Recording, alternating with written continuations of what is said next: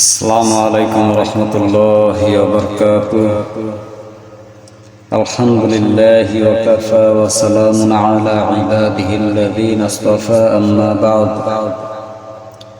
আলহামদুলিল্লাহ, প্রিয় দর্শকবৃন্দ,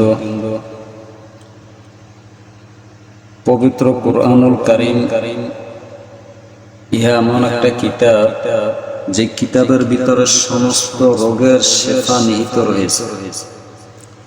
সমস্ত রোগের শেফা আল্লাহ তাআলা এই কোরআনের ভিতরে রাইখা দিয়েছেন।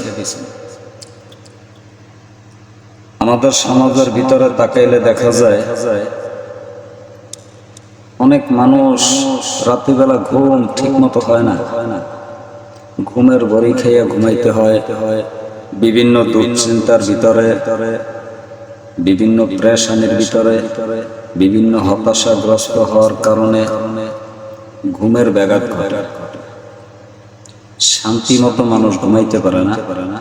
আর এই সমস্ত ফিতনার ভিতরে মানুষ থাকবে, এটা তো স্বাভাবিক। প্রত্যেকটা মানুষের ভিতরেই কম বেশি দুঃখ কষ্ট থাকবেই। তো আমার এই চ্যানেলটা আপনারা সবাই জানেন, এই চ্যানেলটা এমন একটা চ্যানেল যে চ্যানেলের ভিতরে সমস্ত কিছু কোরআন থেকে শিফা এখানে আপলোড দেওয়া হয়। সমস্ত রোগের শেফাই আল কোরআন। আর এই কোরআনের দ্বারা, এই কোরআনের ভিতর থেকে বাছাই করে, নির্ধারণ করে এই কোরআনী আমলগুলো আপনাদের সামনে তুলে ধরা হয়েছে। আপনারা, আমি প্রায় সময় বলি, আপনারা এদিক সেদিক ঘোরাফেরা না করে, বিভিন্ন ডাক্তার, ওঝা, কবিরাজ এদিক সেদিকে ঘোরাফেরা না করে আপনারা কোরআনের কাছে চলে আসেন। আল্লাহ তাআলা 100% শেফা কোরআনের ভিতরে রাইখা দিয়েছেন।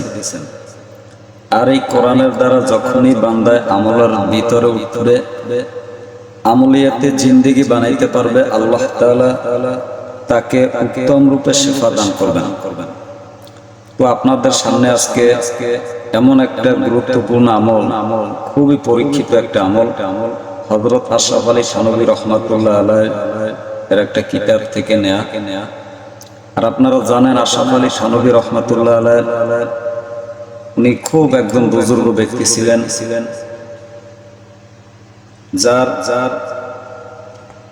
যার মহত্ব সারা বাংলার জমিনে নয়, পশ্চিম বাংলার ভিতরেও তার মহত্ব অনেক নিহিত রয়েছে। অতএব তার কিতাব থেকে এবং পরীক্ষিত আমল এগুলো আপনাদের সামনে তুলে ধরা হয়েছে। আপনার এই কোরআনের দিকে অগ্রসর হন ইনশাআল্লাহ।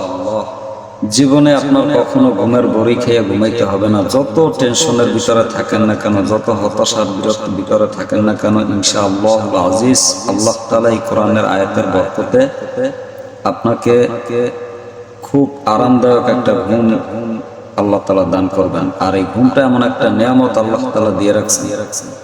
অতএব আমরা কোরআনের আমলের দিকে আসি। এই ঘুমাবার সময় আপনি ওযু করে নেবেন। ওযু করার পরে আউযু বিল্লাহি মিনাশ শাইতানির রাজীম, বিসমিল্লাহির রহমানির রহিম পাঠ করবেন। এরপরে পবিত্র কুরআনুল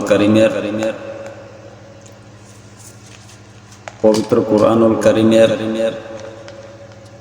এই যে সূরাতুল আহজাব, এই সূরাতুল আহজাবের এই 55 নম্বর আয়াত, এখান থেকে নিয়ে শুরু করে এই পর্যন্ত এই একটি মাত্র আয়াত। ইন্নাল্লাহা ওয়া মালাইকাতাহু ইউসাল্লুনা আলান নবী ইয়া আইয়ুহাল্লাযীনা আমানু সাল্লু আলাইহি ওয়াসাল্লিমু তাসলিমা। এই একটি আয়াত, এখান থেকে নিয়ে শুরু করে এই পর্যন্ত এই 55 নম্বর আয়াত, এই একটি মাত্র আয়াত আপনি 7 বার পাঠ করবেন।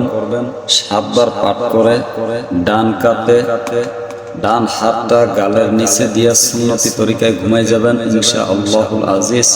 আল্লাহ তাআলা আপনার ঘুমের ভিতরে শান্তি দান করবেন, সুখ নিদ্রা আল্লাহ তাআলা দান করবেন। আল্লাহ তাআলা আমাদের সকলকে কোরআনের উপরে আমল করার তৌফিক দান করুন।